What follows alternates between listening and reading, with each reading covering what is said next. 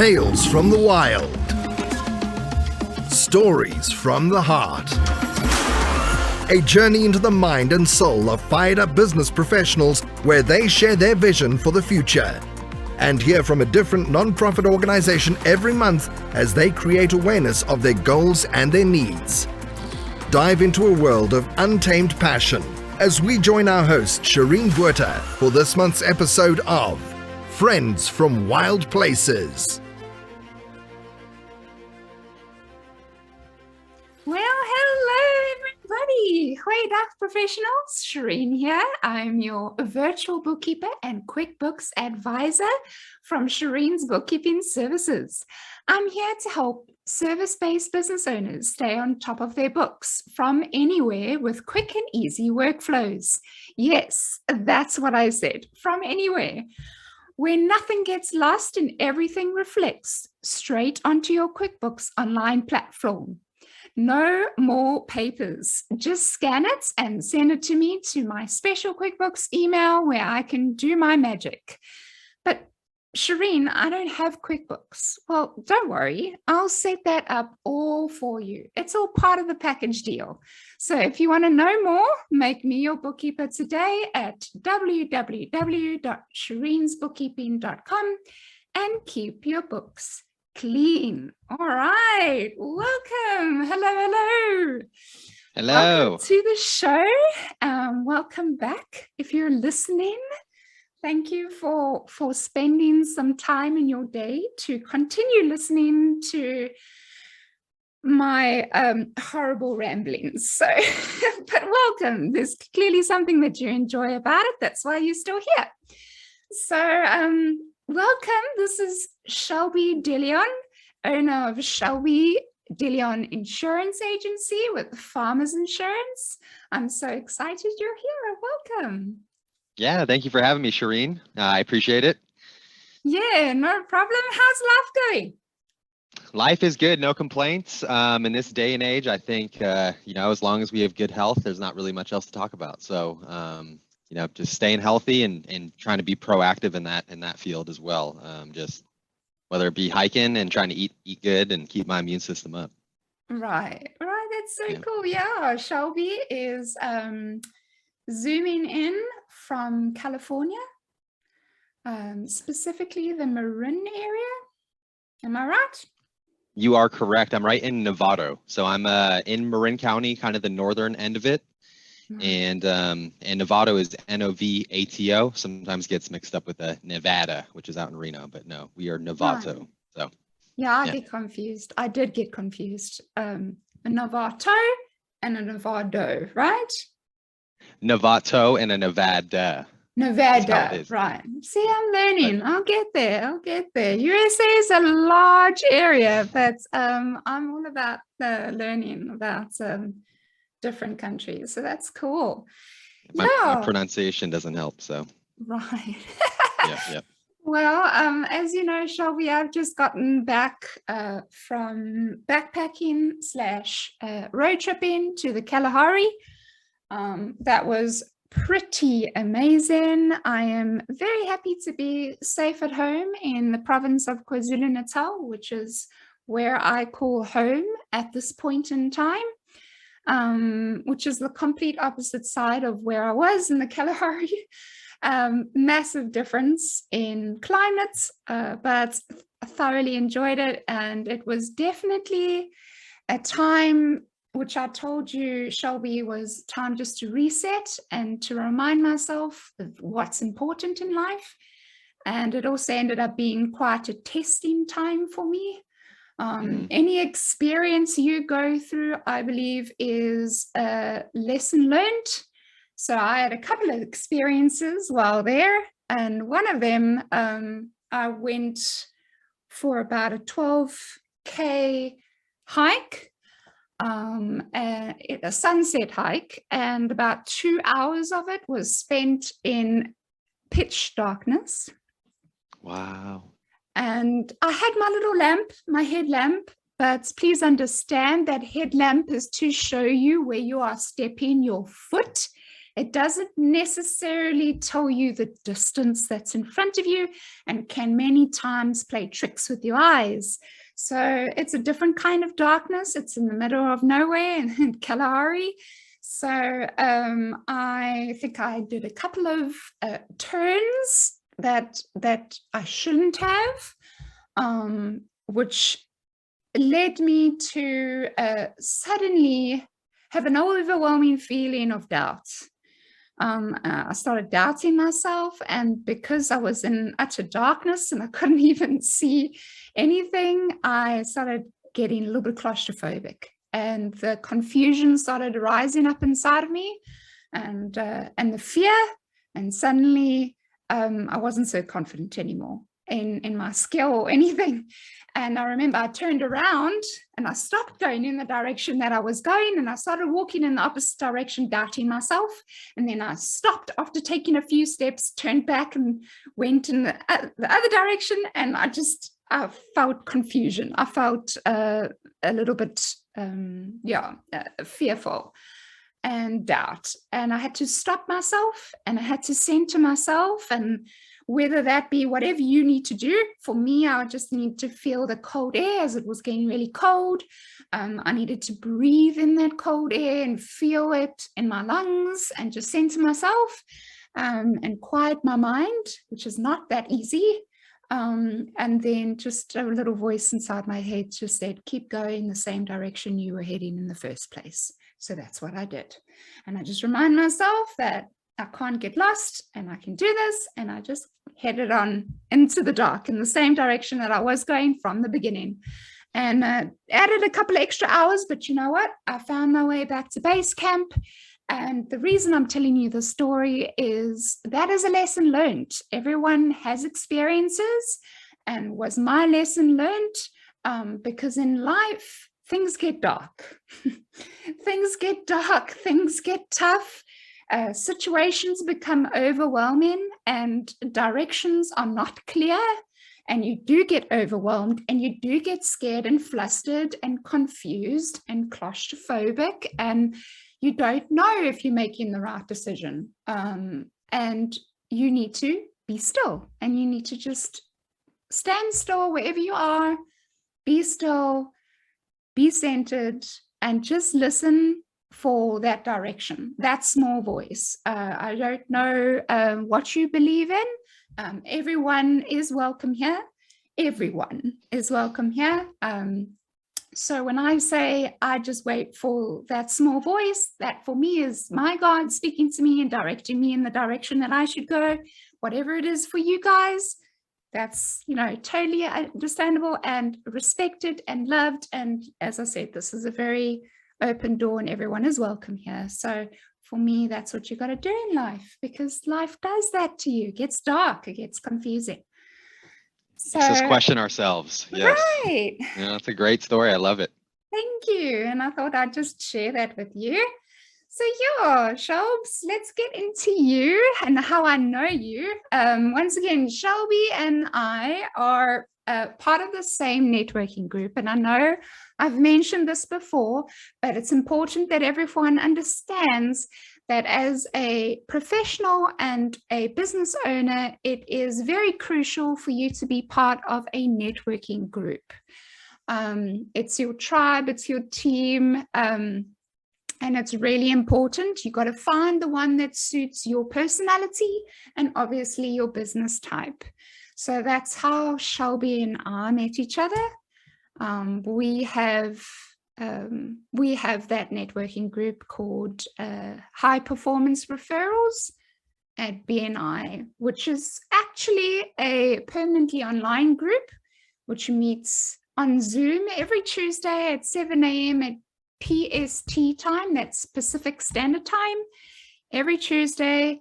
And if you are looking for a networking group and you're looking around and you want to try a few and see which ones best suit you and you want to try us, you're more than welcome. Really, you are. All we ask you to do is either email me if you're listening to Shireen at shireensbookkeeping.com. That's Shireen at shireensbookkeeping.com. or if you're watching this on YouTube, please leave your information down below in the comment box and tell us a little bit about yourself. Same in the email. Tell us a little bit about yourself and your business. And then we'll get you in here and come and visit. No strings attached. There's no obligations. You don't have to join. Right, Shelbs? You can just come and be part of the team for the morning, you know? Meet us, take our info down, and just have a new connection for life. So you never know when either we can help you or you may be able to help us. Right. Yep. I don't think I did mention this, hey, Shelby, that we are part of BNI, which is Business Networking International. So, yeah, I know we've got a couple of categories that are missing from our group. Do you have it offhand, Shelby? I think I do. I do have some of them. I know we're a growing chapter, so always looking to fill new seats and to bring other professionals in. I think right now we have a big focus. I know attorneys are one that are coming up a lot. That could be, estate attorneys, could be personal injury attorneys. Right. I know me specifically, I'm looking for a commercial insurer. That's always great because my position in the group is personal lines. So I'll handle all auto, home, and recreational. And a lot of times it's good to have someone who does what I'm not doing for the group, which would be commercial. And then they kind of can pass me all personal stuff and I can pass them all commercial.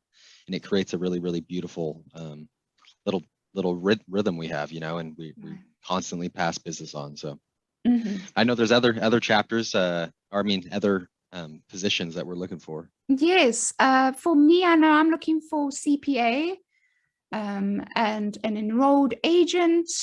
There is also attorneys different attorneys. We do need architects, engineers, and contractors, interior design, as well as a graphic designer. Yeah, you can jump in here if you think of anything, Shelby, but I think from the top of my head, those are the main things. But if we haven't mentioned any of your categories, that means, we're still open for your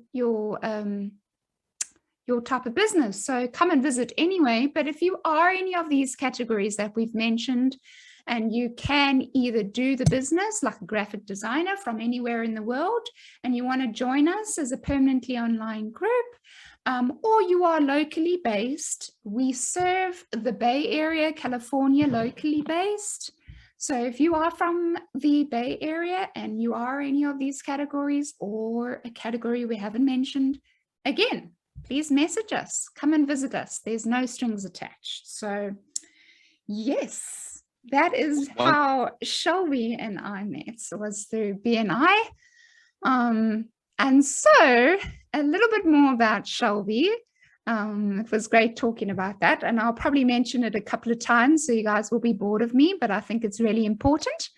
But let's get into it. So Shelby, please tell us about yourself and your background.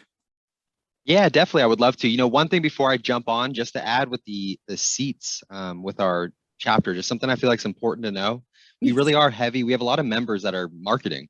So if there is anyone else who's got some kind of niche in marketing, we have a great platform already for that. With a lot of our current members are heavy in marketing, and that team is ready to go. So if you have a marketing niche, it may be a perfect fit for what our current chapter has in place. So definitely reach out. Right. And I will I'll segue into a little bit about me and what I do. Cool. So I am in insurance, and as Shireen mentioned, my business is Shelby De Leon Insurance Agency, and I'm with Farmers Insurance. So Farmers Insurance is a wonderful company, and then I have the benefit of being able to sell their products, use their whole team branding, and then also I basically as a insurance broker, I'm an independent contractor. So I have a contract with Farmers, and I'm pretty much just building my business out this way. I'd say for purposes of our networking group, I focus on auto and home. My catchphrase, everyone in my group knows it. If you can drive in it or you can sleep in it, then I can insure it. And really, we I love our group and the people. We really are just transparent people. We have great intentions, and we're really looking out not just for ourselves but others. And really seems like we all treat each other like they're either our own brother, sister, mom, dad, and really that's what I'd say our feel is for our group. It's really good people. So and there's nothing like being able to send or have connections with people that we can send to our friends and family and have just the utmost, there's not an ounce of doubt that they're going to take care of our people. And that's just, you can't put a price on that. So, absolutely.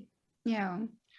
One and of I the will, values is definitely building relationships. And if anything, that's probably one of the best parts for me personally.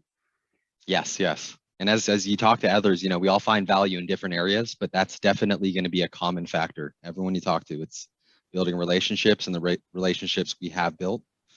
And this even goes for members that have come or left. We're still working with the people that we met, through this platform. So it's excellent. Right. So a little bit about your background. Where do you come from? Where did you So I grow was up? born. Yeah, no, thank you. I did grow up here in California. I've been in the Bay Area my entire life, in Marin County specifically. Kind of all around Marin County though. I grew up in this, my childhood is really in like Southern Marin. And if you're from the area, then you'll know kind of Corte Madera, that whole southern area.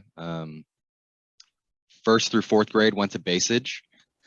And then my family, we just moved around with all the different changes that happened in the world. So ended up in Novato, went to high school here. And I did have, my family was young. I kind of come from undisciplined family, just the labor field. That my mom and dad both were working. So they worked, all the time. So I'd come home and didn't really have discipline. So I kind of was able to get myself into trouble. And I will say, before you know it, I was, in the middle of high school. And going down the wrong road. So I will say with, I guess for me in the movement in life is just, anything can happen. I just think everyone deserves second chances. Everyone deserves opportunity. And that's something for me in my business that I want to offer to others. I want to build a platform, give other people opportunities like I was given. And it really is never too late. Sometimes we need either to believe in ourselves or find someone who can believe in us when we can't kind of see the light, I'd say for me, just to rip the Band-Aid off, I ended up not graduating high school. I have a GED, some college background, and then I really was in the labor field for about 10 years. And I always knew I wanted to earn money with my mind and not necessarily my body. And my dad being a painting contractor, watching him hobble around and still work is something that, no one wants to be 65 trying to get on their knees and paint a baseboard. So I think, my segue into insurance was I was in the labor field and I started to work in an insurance office from basically 3 to 5 p.m., 2 hours a day. And then I got licensed and started to build clientele until I could segue, quit my day job, and became a full-time insurance professional. And then worked for somebody for about 5 years, really got good background, really good education. The agency I worked for are some of the best agents in the state, had been doing it for 30 years. So I got a really good crash course on this profession and ended up opening my own agency and just still trying to do what's right and make a difference in the world however I can. So. Yeah, that's so cool. And you're doing exactly that, Shelby. So thank you for that. Thanks for asking. And then I know you touched on it, but tell us a little bit more about what you do. So I offer insurance services, but unique to that is, we're in sales and this is a really sales driven field, but that's not really a part of my personality. Yeah. Everyone likes to make sales, make money, but really my value is what I love the most about my job is, we set up appointments with my client base every 12 to 18 months. I love checking in with my clients, seeing what changes have happened in life. Right. So really that's what I do. I just offer insurance services, people's auto, home. I am licensed for life, commercial, but again, my main focus and my specialty is really going to be your personal lines. And Yeah, and that's what I do. I look out for families, help educate people with the coverages, and really tell them, from my experience, what we see in the world, what people need, and we try to custom tailor insurance for individuals. Nice. Okay. Well, since you do education, please educate me, because when it comes to insurance, I think there are a lot of questions that a lot of people don't want to ask, but don't ask. And then when the crunch time comes, or something really horrible in your life happens, whether it's got to do with any of the things that are insured, your household, your house, your household things, your car, whatever it is that you've insured, if something goes wrong, a lot of people find out the hard way that what they thought was covered was not covered. So because of that, I'd like to go a little bit into what is liability. And also, I mean, when I think of the word liability, I think of responsibility. But in the fine writing, there's clearly those little loopholes, if you want to call it. And I'd really like to get into that.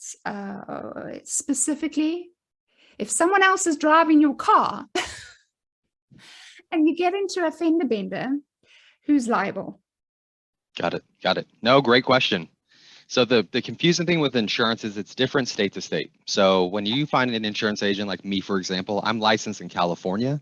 So I know California insurance, and it's going to be different. Rules are different. How the state may handle liability could be different. Some states are no fault states. Others, like California here, we are an at fault state, which means we do try to put responsibility on someone, or we either share that responsibility or share the liability. Right. So I'd say, to answer your question specifically, which is a great question, if someone borrows your car, this is a misconception a lot in our industry. We get this question all the time. Right. People assume, like me, for example, let's say I have full coverage, a really nice car, really high insurance, and let's say I borrow your car. Well, my insurance has nothing to do with your vehicle.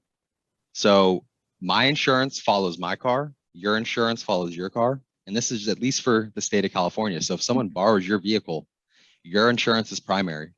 Your insurance pays, and if there's not enough there, depending upon who that person is driving your car and what carrier they have, there may be additional coverage there if they want to pay. Okay. So a lot of people think, so if you're getting into someone's car and you don't know if they have insurance or not, like, you could be getting into trouble by borrowing that person's car, driving an uninsured vehicle, right, and assuming that they even have coverage, or, it's word of mouth again. So right. How great. different do you think it's between states? Is it massively different? Just because I'm not educated enough in those states, I can't say. So I'm talking from a South African point of view.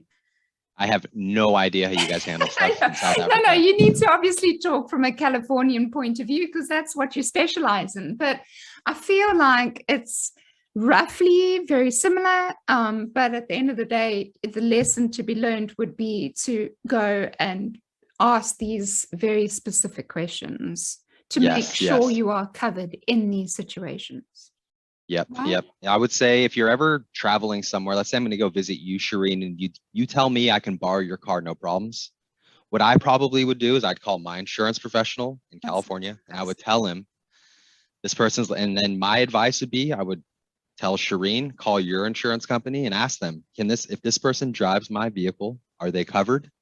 If they are covered, is it the same limits as I currently have? Because what we also see, sometimes an insurance company will say, we're going to cover our drivers for X amount, right? $1 million. Right. But if the neighbor Sam wants to come over and borrow the car, well, we're going to lower our coverages to the state minimum, which generally is a really low amount and could leave someone for exposure. So even you, as an owner of the car, letting someone borrow your vehicle, and let's say they get into an accident and they're only going to cover a really small portion, well, who's responsible for the other amount? Is it going to be the driver or the car that caused the damage? And, I'm not an attorney again, but a lot of times we can see, or I've seen it either split. Sometimes whose car that is, it's their responsibility to know what those limits will pay, and they could ultimately be responsible for that accident if there was not enough coverage. Right. So it is layered. But that's a great question. And I hope someone learned, just always call your insurance carrier. if you ever have questions, don't assume ever. Right. Okay. That's what Well, I'll leave you with. then we'll come back to this question on a different level. If you could maybe think of an example, maybe of a house fire or something, a disaster that happened that your client had to learn a lesson, or maybe it was covered in the situation, or you know, something we can definitely reflect on. So think of a story, because you obviously have many, I'm sure. Yes, got lots. But in the meantime, please go ahead and just tell us why you do what you do.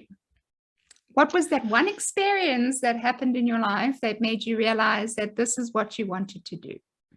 Yep. Or Okay. maybe you didn't have an experience. Maybe it was just an opening position and you were like, I'll take it. Yeah, no, great question. I think that's a good question. Definitely with insurance. So I kind of mentioned before, my background was, I was a kind of a wild child. You know, I really think when you come up in this world, right, you either come from really educated families, teach us how to properly plan, and then some of us come from families where we wing it, you know. And I guess for me, I really did have more of a wing it upbringing. But you know, part of that is I got into accidents as a young kid. I always knew insurance, always knew the importance of it. When I was a young 18-year-old in the labor field, you can make good money. So I did buy myself a nice car and ended up totaling it a couple weeks later. And it was a first experience in insurance, the importance of it and how it works, and how that plan I hadn't even made a payment on. I'd owned the car 2 weeks and totaled it. So that was really where I was amazed that I got coverage for a vehicle, got paid out for it, and realized, you know, we all make mistakes, accidents happen, and I'm the first to admit and be accountable that other accidents are going to happen. And how can I plan for, if an accident happens, that at least that there's going to be enough money for either somebody or something. Right. Definitely. So I'd say that was kind of, my segue into it. Okay. And then the more I got educated and more I learned about the importance, like, for example, I'm the first person in my family who has life insurance. I think even as a young kid, you grow up and you're, you know, I'm worried, what if something happens to my dad or my mom? They don't have life insurance. Exactly. So when I got it, it was also a sense of pride. It was also a sense of like, this is like, you know, insurance is important again. We all need this for security for the people we love.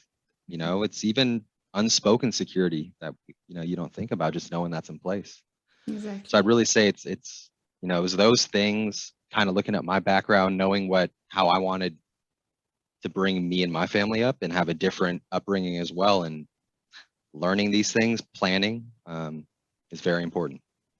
Awesome. So I'd say that's got to be my segue into insurance, is just from wing it to planning it. And I really believe in planning and nice.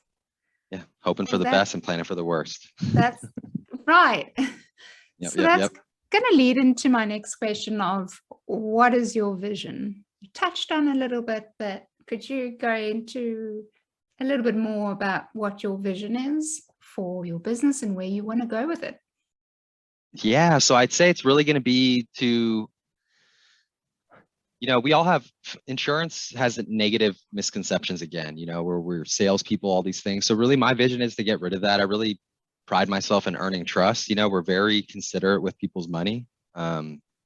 Some people don't want to show you a price because they think we're somehow going to manipulate our price to that price. But really, I mean, it's like our systems and the way rating works, it's like a calculator. You put in the data and it tells you what the price is with that exposure. So I'd say it really is my vision would be to just, you know, have insurance be more of a trusting thing, an open trusting that we're looking out for your best interests, protect families so they can go and live their life to their fullest. And again, open up opportunities for others. Awesome. That is so cool. Last question, actually, no, second to last question. What do you want people to know about what you do? Ooh, well, that's a great question. You know, I don't, what do I want people to know? I mean, really what we, you know, I guess, I don't know. That's a hard one to answer. I think it's really You actually just mentioned a little bit about it, that how important it is to have insurance on your house and your car and even your life, because if anything, we have learned that tomorrow is not guaranteed, and don't wait for something horrible to happen before you get insurance signed and sorted. I would hate anyone to be stuck in a position like that, you know? No, yeah. And when you hear it or you see it, it's the worst. You find out someone who didn't have coverage, or a life that's lost, and what families have to do, whether it's a GoFundMe or Right. not having Well, enough to Shelby, recover. Yeah. yes. Yeah. Well, Shelby, thank you so much for joining me today. I really Yeah. appreciate it. And all your information is so needed. Again, insurance is a little bit vague, and I think a lot of people make a lot of mistakes when it comes to getting insured and what they get insured and how they get insured. Yep. Yeah. So thank you for joining me on this podcast. Yeah. Thank you for having me. I really do appreciate it. Yeah. Well, talk about podcasts. I need to talk to you guys a little bit about Buzzsprout, because it is hands down the easiest and best way to launch, promote, and track your podcast. Your show can be online and listed in all the major podcast directories like Apple Podcasts, Spotify, Google Podcasts, and more within minutes of finishing your recording. I use Buzzsprout, and I absolutely love it. It's a one-stop shop for all you need to start a podcast. And I'm not talking about equipment, but even there, you can start off with the small stuff and then build up on your equipment. What I'm actually talking about is you don't have to go anywhere. You can do everything from one platform, buzzsprout.com. So following the link in the show notes lets Buzzsprout know we sent you. Gets you a $20 Amazon gift card if you sign up for a paid plan. So it helps support our show. Let's create something great together. Yeah, so I want to lead into the next part of our segment of our show, and that is the nonprofit section. And today I have someone representing Habitat for Humanity, which is also one of my favorites. So I am super excited to introduce the next person, which is Danielle Stroud. Let's admit her. Danielle, can you hear us? Let's see. Danielle, can you hear us? Hello? Hello? Oh, she's connecting. Hi. Hi. Hi, Danielle. Morning. Welcome. Thank you. How's it going, guys?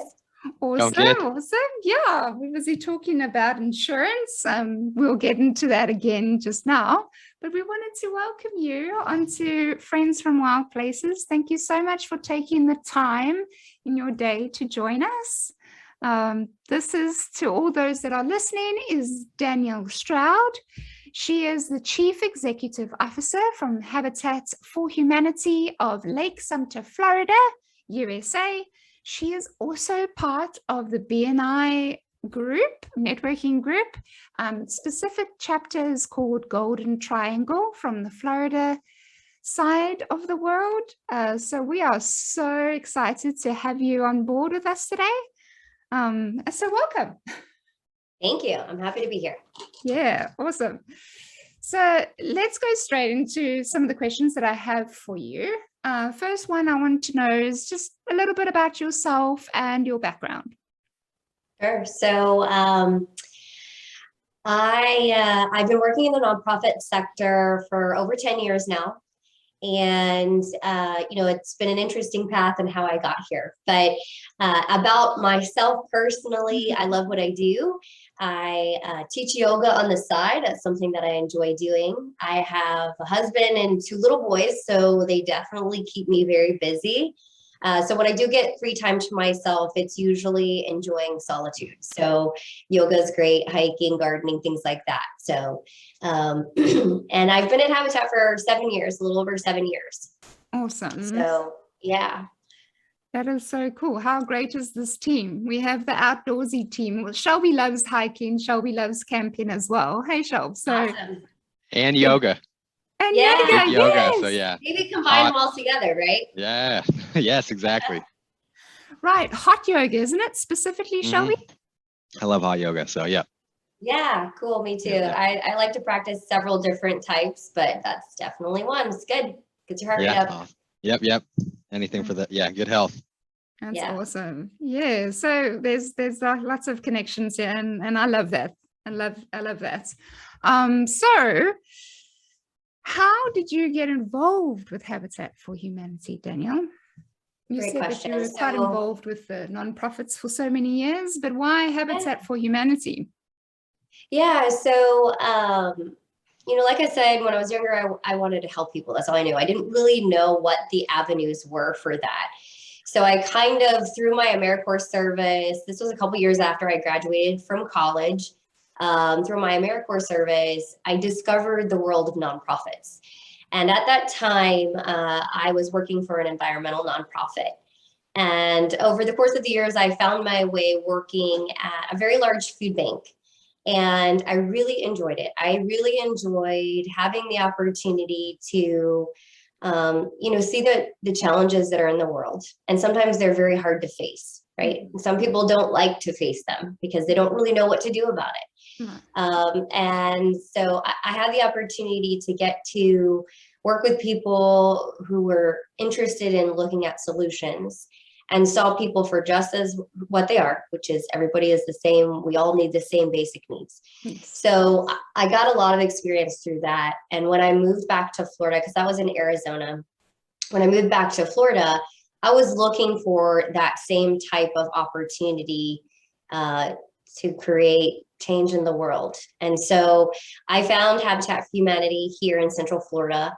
And that was, like I said, a little over 7 years ago. And been loving it ever since. So, the ability to invest in people in our communities and throughout the world is meaningful work to me. So it's not just a job, it's an opportunity for me to do something great. That's awesome. Yeah. So tell us a little bit about what you do there as your title. Sure. So I recently took over in November. So I get all the loving responsibility now that bears down on my shoulders, but I was ready to accept that. So here in our affiliate, I get to meet with a lot of amazing people in the community. So as with any nonprofit, you have to build awareness, you have to build partnerships and relationships. So, my day-to-day is really meeting with not only policymakers, but also other community influencers, whether it's asking them for money or encouraging them to get engaged or involved on a policy change or an issue. But so really, I'm a people person, right? So that's definitely one of my strengths. So I get to utilize that in a day-to-day aspect of my job. But of course, I have to also do the other stuff, the financial oversight and working with our employees to make sure that they're excelling and, things like that. So I get a lot of diversity in what I do, which is pretty cool too. Well, congratulations on your new position. It's a little bit late, but that's awesome. Yeah, congrats. Yeah. So talking about Habitat for Humanity now, what is their mission, vision, and values? Yeah. So our mission is to bring people together to build homes, community, and hope, right? So we have a global network, and then here locally in the United States, we operate under a federation, which really the easiest way to explain that is similar to a franchise. So what unites us all is that shared mission. We all operate under that same mission. And our vision is a world where everyone has a safe place to call home. Right. So that looks very different in different countries, of course. Mm-hmm. So that's very broad strokes. We believe everyone deserves a safe place to rest their head. Right. And then our values are, really tied around collaboration is huge. That's a huge part of the Habitat thread, because like I said, in our mission, we're really looking to unite people and everyone coming together around a unified goal. And then so teamwork is really big, and inclusivity, and kind of looking at things from a unique perspective. Just because something's been done this way for always does not mean it has to continue to be done that way.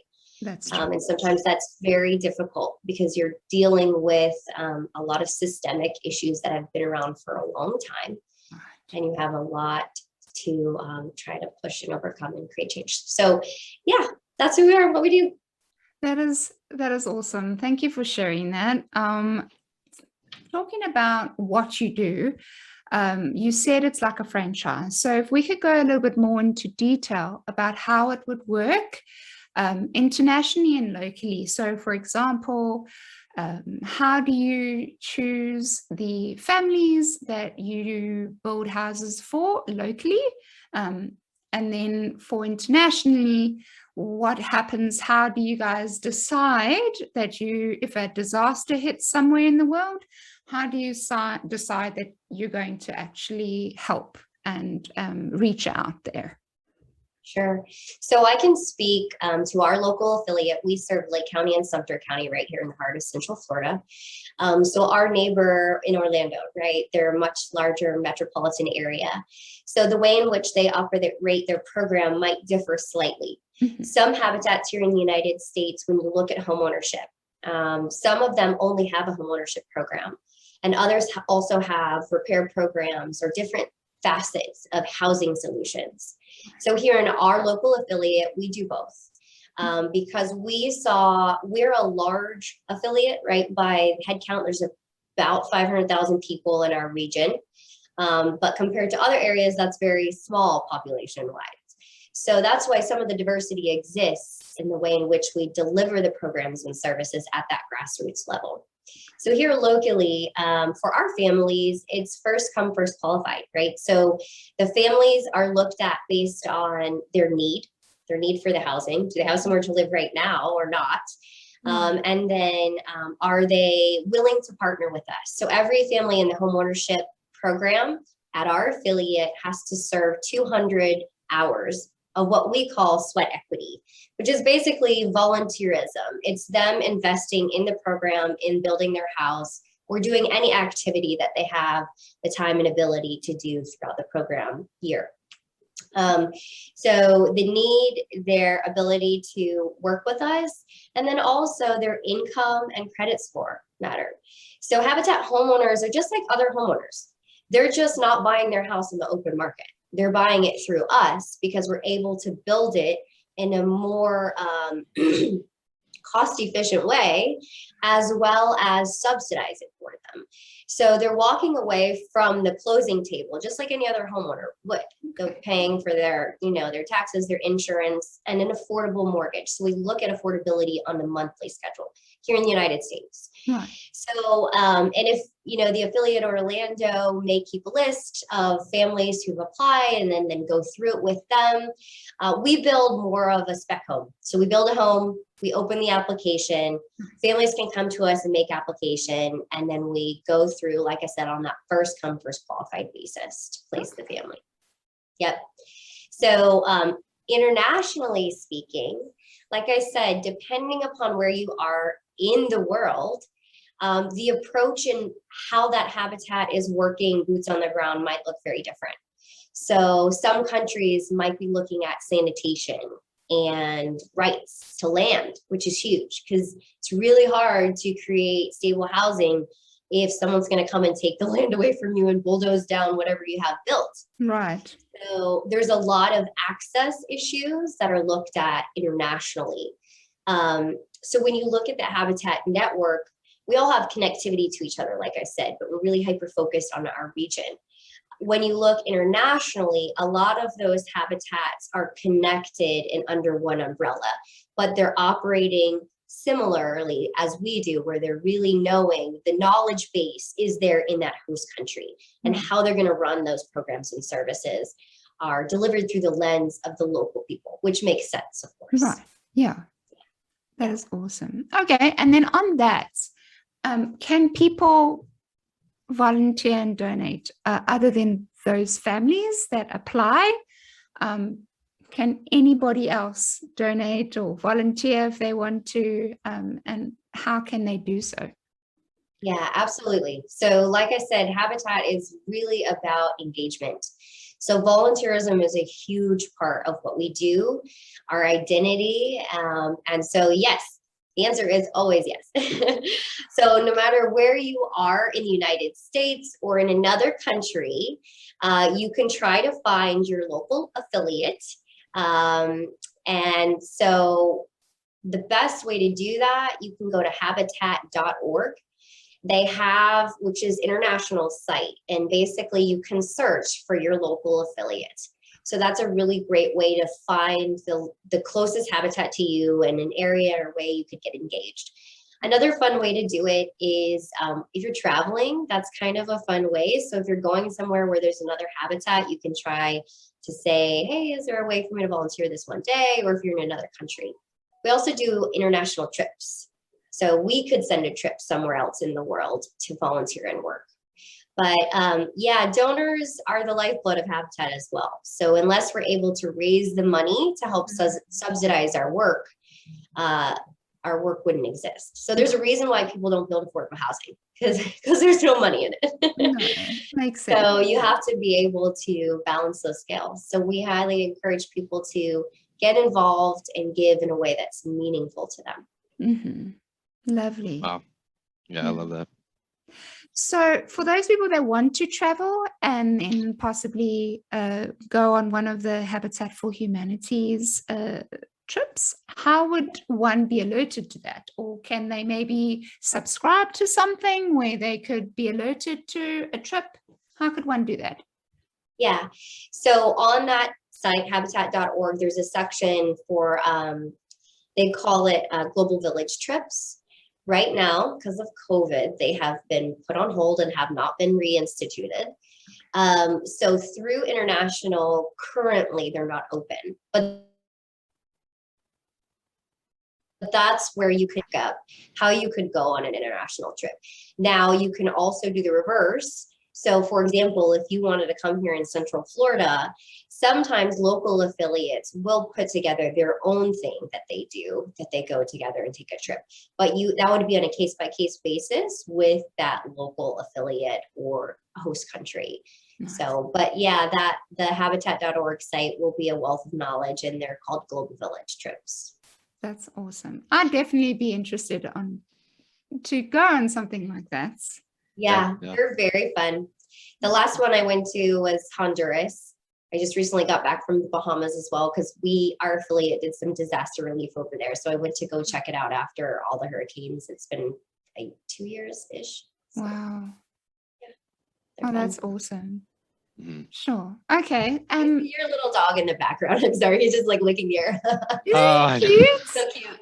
I commented it earlier on. Yeah, for those people that are listening, we're looking at Shelby right now on his Zoom video, and in the back of his Zoom video, he has his sister's doggy, and it's so cute. What's your doggy's name again, Shelbs? His name's Rocket. Rocket. Yep. Perfect little mascot for the Wild Places podcast here. Right, yes. Exactly. So we have a cute little Rocket joining us on our podcast today. So that's so awesome. Yep. But so Danielle, back to what we were saying. Where can people reach out if you need assistance from Habitat for Humanity? We've already spoken about if we wanted to help, where could we go? But if, say, something disastrous happened, where could people reach out for assistance? Is there such a thing? I mean, maybe there's not even. Yeah. So once again, it's going to depend on where they're at in the world. So naturally, if there's someone here in my area, I provide programs and services to families in Lake County and Sumter County. If something happened here, they would contact us directly. So our web address is habitatls.org, and our phone number and all that information is on there. So our phone number is 352-483-0434. Now, if someone called me and they were in a different state or different area, I could definitely direct them on finding that leadership and how to connect them to that local affiliate. So the other thing, like I said, that they can do, if depending upon where they are in the world, they can always go to that habitat.org site and search for that local, because they're always going to have to make the request to that local region, whatever that may be, wherever that may be. Yeah, no, 100%. That's good to know, because I do and will have all the information in the show notes and in all the information areas in the YouTube. So don't worry about that. But also, if you are listening, you can just stop and rewind and play it again and write it down. So thank you so much. So last question I just wanted to ask from you, Danielle, is why do you do what you do? So great question. You know, I'm of the philosophy that you should be spending your time on something that you feel is valuable and that makes you feel alive. You know, I never wanted a job just to have a job. And I understand some people are in the position where they do just need to make a living. They have whatever their situation may be. I get that. But I've been fortunate enough to be able to find a career that is very fulfilling to me, but I also know that the time that I'm putting into others is making the world a better place and is trying to address some of the challenges that we have in this world. Okay. So, you know, I had a hard time, you know, just maybe sitting idly by knowing that something's happening here and not trying to figure out, hey, can I help somehow, right? So it took me a little while to figure out what that is. And it's different for everybody, right? So Shelby, you do insurance, but, you know, maybe you're changing the world in another way. Or through that, maybe you're helping people who really, really need that. So it just depends on the lens you have. But for me, I love doing this because the families that I get to work with are so amazing. And if I can give them a little bit of hope and a step in building their future that they can pass down to their next generation, then I'm happy to do that. You know, as a mom, I know that that's very important. So, and a lot of families don't get that chance. Right. It's true. Yep. I'm a big supporter of that. It's amazing. Yeah, that is so cool. Thank you for sharing that. I really appreciate that. And talking about Shelby, we were just talking about the fine writing that people don't really read when it comes to signing up insurances for your homes and for your cars. And we were just about to ask Shelby as well, a story maybe has of where a client either wasn't covered when they thought they were covered when it comes to their house, or maybe something happened and they were covered, you know, fire, flooding, whatever it may be. So over to you, Shelbs.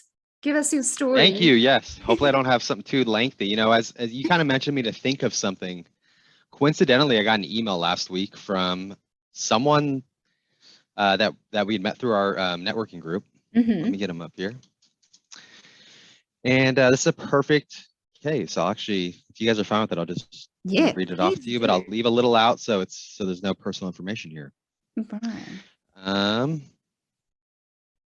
I mean, the main thing is, you know, people listening, insurance can be really complicated. And it's nice to hear examples or advice like you gave earlier on, to always just phone your insurance just to make double sure that you are covered for a trip that someone else might be driving your car, or so on and so forth. So these stories are good. We like to hear these stories. We can always learn something from them. Yeah, so I'll repeat it again. Never assume with insurance. Always call if you have an agent. Always call them. Always call your insurance carrier. Never assume. And I will say in California, you know, lately, I mean, only thing you'll ever hear about right now, insurance related, is going to be wildfires. So just to give you a little more with wildfires, insurance period, your home is your responsibility.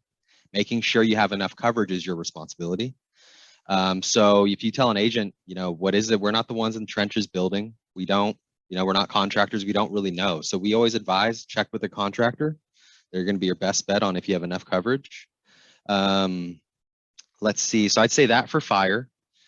Other misconceptions with insurance is we're here for kind of the unforeseen events. I get a lot of calls for people wanting claims when it comes to maintenance items. You know, we're not here as a maintenance company. So if your roof's 30 years old, your policy won't repair an old roof because it's old and it's leaking. Generally, with insurance, something has to happen to trigger a policy. Like a wildfire, fire would be that peril that would trigger your policy. Are you covered for fire? If yes, then it pays for whatever damage that fire causes. So I'd say there's a lot of confusion with that, but it's rare to see coverage for maintenance, wear and tear, old items. Right. And then on a yeah. And I'd say on a personal line, just like we were speaking about earlier, Shireen, I had a client email me. Basically, she says, my daughter and her fiance bought a new Jeep Cherokee last year. It's a 2021. It's in his name. My daughter was driving it yesterday, got into an accident. It's her fault. She pulled out in front of somebody. And what they found out at the time of the accident is her fiance had not paid the insurance the month before. Apparently, he was on the phone making the payment when this accident occurred. They called the insurance company and they said, so sorry, so sad, there's nothing we could do about it. So they didn't cover that accident, missed payment. So again, daughter borrowing husband's car, insurance always follows the vehicle. So that is true. So always know that your insurance is going to follow your car. Make sure it's paid. Daughter didn't know that her husband hadn't paid the insurance, got into an accident. And this is some differences where if you have an agent, you have a relationship. I mean, if you're with a company and you're calling the 1-800 line and this happens, there's no one to go to bat for you. There's no one to try to say, maybe something happened, maybe someone caught COVID, was in the hospital last 2 weeks, like whatever it could be. But again, another importance to just not treat insurance as a commodity where it's just chasing price, because now all of a sudden, who's going to pay for this $30,000 car? And when you build relationships, let's say you've been with me 5 years, you've never missed payments, and something like this happens, I'm going to go to bat for you. Good. So I'd say these are differences, that we see in the insurance world. And again, you get what you pay for. So I'd say, try to build relationships and try to have ongoing, history. So when the uncertainties of life happen, you're in good hands. Because that would be my next question is if I had been paying for my insurance for the past 5 years nonstop, never missed a payment, and I accidentally missed 1 month and something happens, I would hope in some way that my history, my credit would show, and that they would at least, want to help me in a situation and not just say, oh, sorry, you didn't pay this month, can't help you, Yep. We see it go both ways. So, Yeah, it's and when we do see interesting. these things being covered, it's the ones that have some kind of loyalty, been with us a long time, and you'll That's always very get a little more. Yeah. So at the end of the day, just make sure you pay. It won't be a problem. Pay and always call your agent. Always. I will always say that again. You assume. Call Shelby. Yes. Call me. Right. I love that. Okay. Awesome. Guys, again, you guys are so awesome. So we've come to the part of the podcast that's called Story Time or Ask a Question. So we're going to do Ask a Question. So I'm going to ask you guys if you have any questions for me. It could be about my life, South Africa, business, anything. And we can start with the ladies. Danielle, what is your question? All right. So my question is, what would you recommend as one of the coolest or fun, most exciting, whatever words you want to use, things to do in your area? Like if someone were to travel to your area, what would you recommend? Okay, that's a good question. Since I moved, so many good options, right? Right, I moved to this area last year, September. But if we're looking at KwaZulu-Natal as a province, I'm on the coast. So I would say in October, we've got the Belito Pro, which is a very big surfing competition. And we get a few of these surfing competitions on this coast. And they're a lot of fun. It's the atmosphere. It's just, and normally there's a catwalk. So there's lots of restaurants and places to sit and eat. And you can go, if you don't want to do that, you can go sit on the beach and tan or go swim.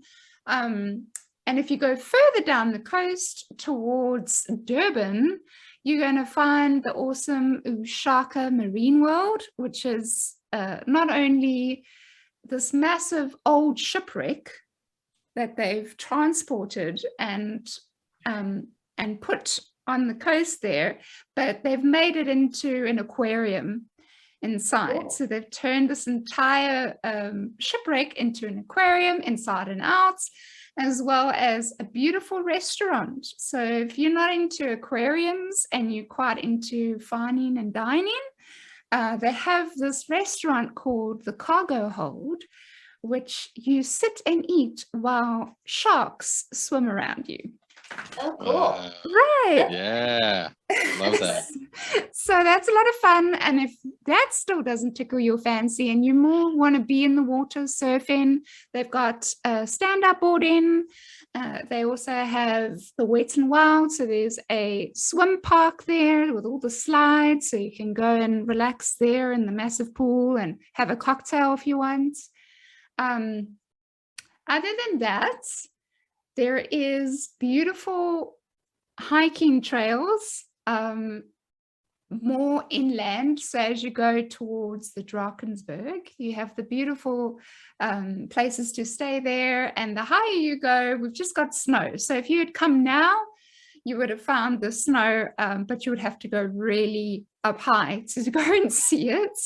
What's the highest elevation you guys have there? Oh, gosh. Now you're asking. No, I'm asking for geography question. You know, if you don't know the answer, that's okay. I'm not trying to stump you. No, I actually don't. That's such a good question. Also, you're probably going to tell me like in kilometers or something, and then I'm going to have to do the math. It's going to be a Right. Yeah, right. Yes, that would. But yeah, I mean, it's beautiful here. It's got some amazing places to stay. And if you are a meandering kind of person, which is more going to different farms and seeing the different things that they sell, they've got a meander, Midlands meander, that you can take your car and there's a map. It starts at the waterfall. There's a waterfall and information place. You can get a map and you can just plot your route and where you want to go and what stops you want to make. And there's beautiful places to stop and, Cool. buy the different farm things or just handcrafted bowls and plates. And that's stunning. Good question. I could go on forever. So I'm ready. I'm ready to go. I'm ready. I am too. That was a good question. Shelby, you ready? Let's do it, man. I'm ready. Let's go. You got to come. You have to come. I would love to have you guys. I mean, that's my biggest thing. Value of BNI is building relationships. And it is, ever since I've started there, I've met some great people and I can't wait for you guys to come and visit. I'll Yes. open my home to you guys. I'm happy to take all of you in. So yeah, Shelby, Hey. what's your question? If you have one, you don't have to have For one. Danielle, well, I know you spoke a lot about your work. I was just, I don't really have any really good creative ones. I guess Florida, Central Florida. I think I've been to South Beach when I was really young, a lot younger, but something more on your career wise, just day to day, what are your day-to-day challenges and successes look like just in your business? Like what is a challenge? Like, yeah. Yes, good question. So definitely one of the day-to-day challenges is that there's way more need than we have the ability to fulfill. Got We it. can never provide enough currently. I say this in a current state, right? Because I try to think of the perspective of future bounty, right? Okay. So currently there's way more people that need help than we can help. Got it. And even then, so specifically talking about housing, right? So there's the spectrum of housing, okay? So you have like chronic homelessness, and then you have situational homelessness, and then you have people who just need an entry-level position, right? Rental, that type of thing. And then you have entry-level homeownership. That's where we come in. So in our community specifically, there's very few of anything else on that latter part of the spectrum. And that's why we began our repair program so long ago, because some of these mobile homes, you would look at it and think, God, that needs to be bulldozed. Why are you doing anything there? And I would say, well, if we don't do something, this person is going to be living in the forest. So this is their best situation. And sometimes it's difficult to think in that way, but it's the balance of trying to create some, just a little bit of dignity for someone in a certain way. Yeah. Wow. So it's definitely one of the challenges. And then you said successes, like what does a daily success look like? Yeah. So one of my favorite things that I get to do is I get to go and be at every closing and house dedication with each family. Nice. So it's like, you might have had a really long week, a long month, and I'm like, man, I'm getting ragged, I'm getting tired. Anyone that knows me, I'm kind of like an Energizer bunny. But sometimes you just get to that point, even when you're doing things that you love, that you just feel tired, right? Right. But then I get to hand the keys over to a family, and the look on their face is just, it's all worth it. It all becomes worth it at that point. So that's what keeps you going. Yeah, that's amazing. Now, not to interrupt or anything, but just now with your challenge, needing way more help than obviously than resources are available. Could people help it, like you guys just by volunteering? That would make a big difference. Or yeah, okay, definitely. awesome. Okay, Definitely. That's awesome. I mean, of course, with this, so housing and people's economic level, right? So job training, things like that, they're very intertwined. So someone's ability to get to their job, so transportation, all of this really in a society has to get looked at together. Right. So depending upon where you are, there's more difficulty in some areas than others. So, like you compare the wage of California to where we are, and it's very different, but the cost of living is very different. Right. Mm-hmm. So, but yes, always. Yes. Many All right. hands make work light is the good phrase to remember. Right. That's so cool. No, Good it is. question, Shelby. Yeah, man, that's Thanks, awesome. Shireen. Thanks for Well, sharing. and I got one for you, Shireen, if you got a second. I'm just curious, since we're in a podcast right now, how did you get in, why podcasting, or what is your interest here?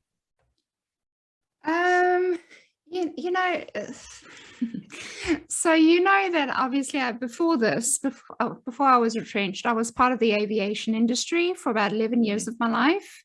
Yep. And I didn't have time. It was all about flying hours, and then the time that I had to myself, it would be, I would try and do some workouts, or I would have to go to the bank shops. I didn't have time to do anything really. So they're all the little things that I've always wanted to try and do in my life, like start a podcast. I always gave the excuse of, oh, I'm too old. Oh no, I mean, I don't have time. When am I going to do something? What would I talk about? And in fact, Shelby, you might know this, but I have a little bit of a speech difficulty. So I struggle sometimes, and I might get into a brain fog, or I'll go blank and I stutter. It's with practice, it gets better. But I always thought to myself, oh no, I can't do a podcast. I would be pathetic at a podcast. So I always made excuses. So when I was retrenched, I kind of said to myself, well, I am 37 this year, so I've now pretty much lost everything. So it's either now or never. I might as well do all the things that I was too scared to do previously. So I started my own business and formed it in California. I started a podcast called Friends From Wild Places, and there's some other stuff that got tucked up in my wing that I want to try and do. And if you don't do it now, you're always going to make excuses for it. So I think that was the main reason, Shelby, that I decided to do this. And I will continue trying to challenge myself. You're excellent. You're natural at this. Just so yeah, I really think good, you're so great. I appreciate it. And I, again, being in BNI in our chapter and having to do presentations to you guys, it has built my confidence up and my practice and speech up. So it does help to practice. It does not help to be isolated in your house 24/7 and you don't speak to anybody and you don't practice to speak, because I do notice that when I do that to myself and then try and go out in the real world and maybe go for coffee with my family and speak, I am rusty, and you can hear that I mix my words up. And so it's quite interesting how your speech can actually backtrack if you don't keep using it. Well, for me, I'm just saying. I would have never known that if you never mentioned it. Yep. Yeah, I wouldn't either. And you know what? I love that you faced that fear, even if it was something that was only a fear of you. I'll never forget, I took a yoga class from someone, and she was an amazing teacher. And she had a slight speech difficulty. And I thought to myself, I love it. I love that she didn't let that stop her from becoming a teacher, because she was a really good teacher, when many people would let it stop them. Right. Doesn't need to be looked at as anything that's bad. Maybe it's just a little different. So yeah. I'm a big supporter of that. Right. And that's so true. I think fear also, fear's a big thing. I mean, if you know that you struggle to speak, you kind of shy away from doing anything public, speaking, presentations, anything in front of people. And then the less you do it, the better. I mean, I didn't have to speak as a cabin controller. You just enforce rules. You do the rules, or you get off the plane. What do you want to do? You should know that always. So I mean, I joke about it, but it's a fear thing, and it takes a lot to get over that fear and actually do it. So thanks for that question. I really appreciate it, Shelby. And talking about questions, I know there's listeners out there that have been listening to your stories and might have connected with you, or might want to know a little bit more about you.